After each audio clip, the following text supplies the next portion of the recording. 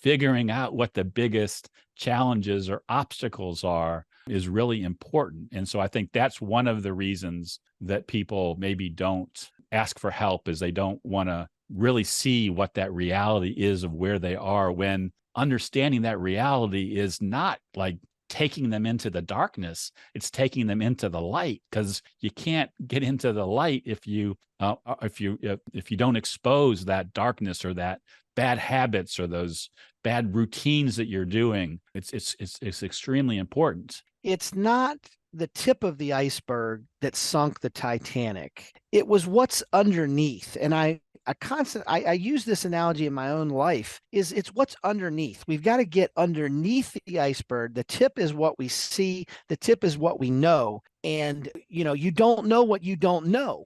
And that's what sinks you every single time.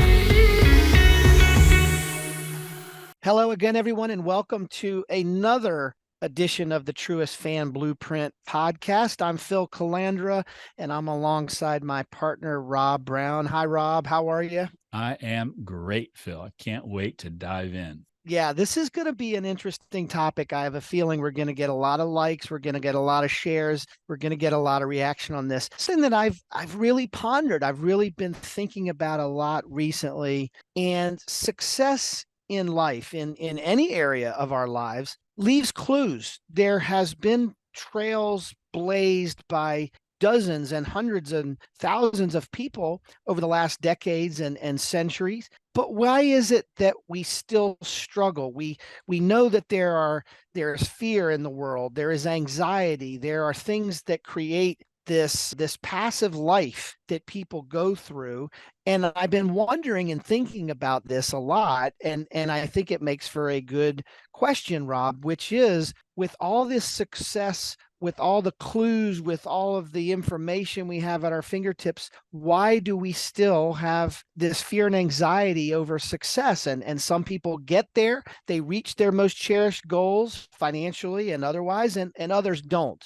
Why is this, Rob? Yeah, well, I wish I could answer that question in 30 seconds or less. Then it could be a short podcast, and then I could maybe win a Nobel Peace Prize. I don't know. But, I think as I was hearing you talk about witnessing success and watching what people do, there are definitely patterns that help people move forward. But one of the patterns that doesn't help people move forward, and I think maybe we should address this first, is why are so many people waiting for the next bad thing to happen? Because I can tell you, in my work as an advisor, as a coach, as a successful entrepreneur, that I'm never waiting for the next bad thing to happen. And when I talk with my most successful clients, sure, at times they have doubts, but they aren't waiting for a bad thing to happen. And maybe that's just like glass half full or glass half empty. But Phil, why do you think that is? Why, given the history, given the proof that we have that show those patterns, why do we sometimes still say, okay, deer in the headlights, what's the next bad thing that's going to happen? Yeah, that's a great way to throw it back on me, Rob. I think that in the generations today, we, generally speaking, live very passively, right? We're waiting for things to happen instead of dedicating our life, ourselves, our families, instead of dedicating everything we have in our being to making things happen. We've become very reactionary instead of action-oriented. And there's never going to be any peace of mind or security in that. It's just kind of the way that I see it. So people, I guess, are existing in this darkness, this cloud, waiting for bad things to happen. And then guess what? It does. It's self-fulfilling. And I would guess, I'm not a psychiatrist or psychologist, but I would think that a lot of the mental health struggles and real mental health issues that we have in society today are kind of stem from that in some way, because human beings, the way God made us, the way he wove us all together in human beings, is We were built to move forward. Like you said, we were built to be in motion. We were built to create and not meant to be passive and to be bystanders in what we call life. Yeah, that's a great way, I think, Phil, to answer that question. That difference between letting things happen to us, being reactionary, which is maybe for some the natural reaction to that fearful situation, and those who say, "Hey, let's just take action. Let's take the next step.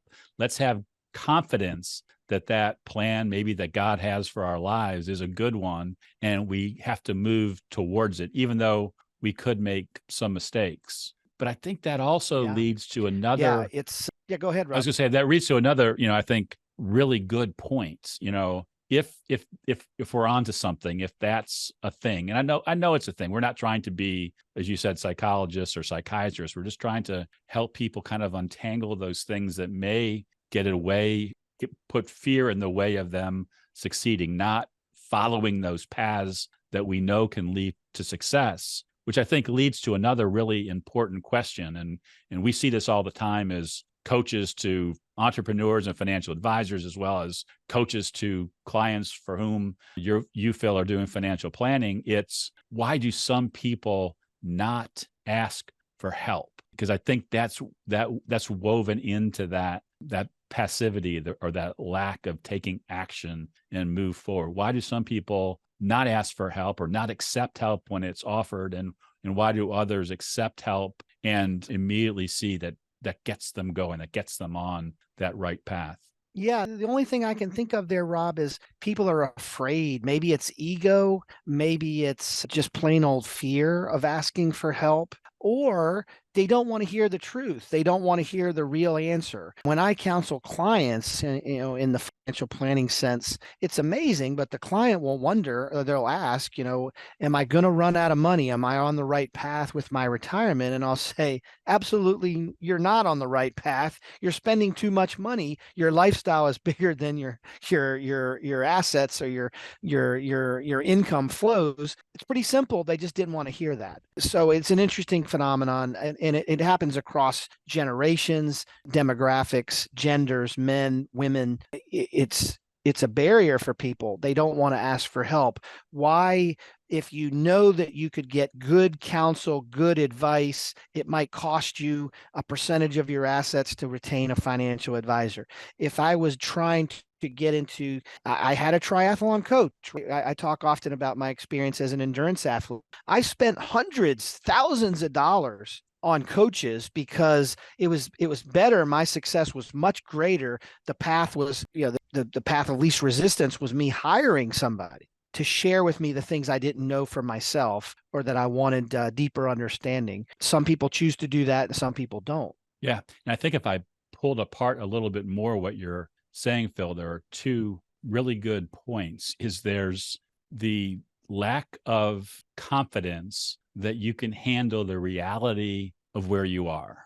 And you said that you see that when you ask people about, what their fears are about retirement. I see that when I'm coaching business people about why, their business has hit a plateau. They have a really good, successful, on the surface, happy business, but they can't get it to that next level. And when we first start talking, they're afraid to answer some of the questions that would uncover what the things are that they're doing wrong. And you're not supposed to say that. Nobody's ever doing anything wrong. It's just a challenge. But, Right. Figuring out what the biggest challenges or obstacles are is really important. And so I think that's one of the reasons that people maybe don't ask for help, is they don't want to really see what that reality is of where they are, when understanding that reality is not like taking them into the darkness. It's taking them into the light, because you can't get into the light if you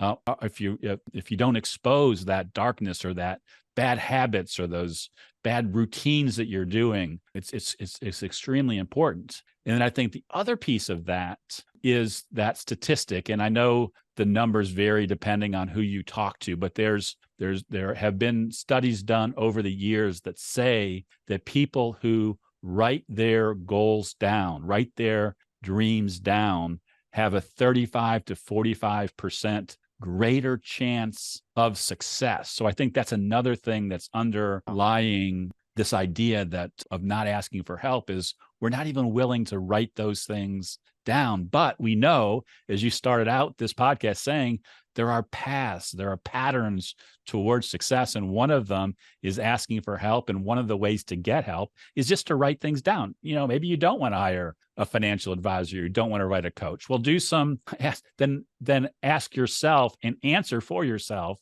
those tough questions by writing down what it is you really want. Yeah, that's right. That's an amazing statistic. I wouldn't have guessed 35 to 45%. I guess another analogy that comes to my mind, Rob, is it's not the tip of the iceberg that sunk the Titanic. It was what's underneath. And I use this analogy in my own life it's what's underneath. We've got to get underneath the iceberg. The tip is what we see. The tip is what we know. And, you don't know what you don't know.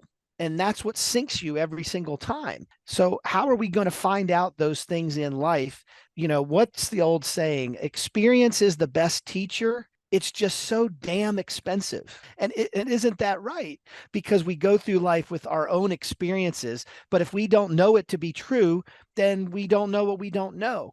And then I think it gets back to your point, just simply writing things down and then searching, the age of enlightenment, if you will, in your life and discovering what action you need to be taking as opposed to reaction and passivity in your life. There's that quote, and I'm terrible at remembering who said them, so I'll attribute it to Anonymous, but it goes, a dream written down with a date becomes a goal. And I say that because as we've been going through this conversation and thinking about why don't we, use those patterns of success that are right in front of us, like writing things down, like hiring a coach, like creating a plan. Why don't we use them? And I think part of that is that some of us aren't fearful. We're daydreamers. So we just like to kind of just think about all of the things that could happen in our lives that would be cool, would be fun.